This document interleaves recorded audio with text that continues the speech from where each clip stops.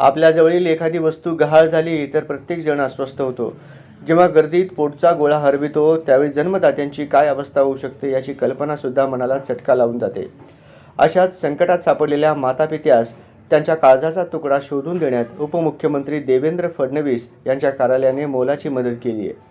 या प्रयत्नाबद्दल त्या मायबापाने गृहमंत्रालयाचे आभार मानले आहे. सोलापुरातील भगवान नगर येथे राहणारे किरण भरतनूर आणि पत्नी अर्चना हे दाम्पत्य त्यांच्या लहानग्या 5 वर्षीय नवल समवेत शिर्डी इथं साईबाबांच्या दर्शनास गेले होते. ते बाबांचं दर्शन आटोपून मंदिरातून बाहेर पडताना 5 वर्षीय नवल गर्दीत हरवला असे प्रसंग चित्रपटात सर्रास दिसतात. नवलचं गर्दीत हरवणं हा सिने प्रसंग नव्हता तर वास्तव होतं.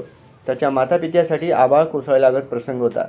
त्याच्या शोधात 24 तास उलटून गेले तरी तो मिळाला नाही. वडील किरण भरतनूर यांनी सामाजिक कार्यकर्ते आनंद गोस्की यांच्याशी संपर्क साधून घडलेला प्रसंग सांगितला. गोस्की यांनी थेट उपमुख्यमंत्री देवेंद्र फडणवीस यांच्या मंत्रालयातील कार्यालयात रामेश्वर भाऊ नाईक यांच्याशी संपर्क साधून सोलापुरातील 5 वर्षाचा बाळ हरविल्याचे सांगितले. आरोग्यदूत रामेश्वर भाऊ नाईक यांनी तात्काळ शिर्डी पोलीस ठाण्याचे वरिष्ठ पोलीस निरीक्षक रामकृष्ण कुंभार यांना संपर्क साधून फोनवरूनच प्राथमिक खबर नोंद करून घेण्यास पोलिसांना सूचना केल्या. त्यावेळी पोलिसांनीही त्यास प्रतिसाद देत सर्व माहिती बाळाचे फोटो घेण्यात आले.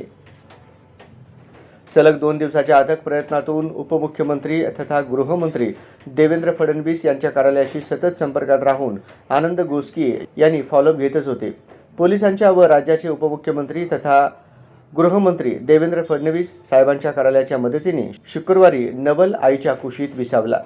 त्याच्या मातापित्यानं सर्वांचं मनापासून आभार व्यक्त करताना आपलं सहकार्य आयुष्यभर विसरता येणार नसल्याचंही त्यांनी म्हटलंय.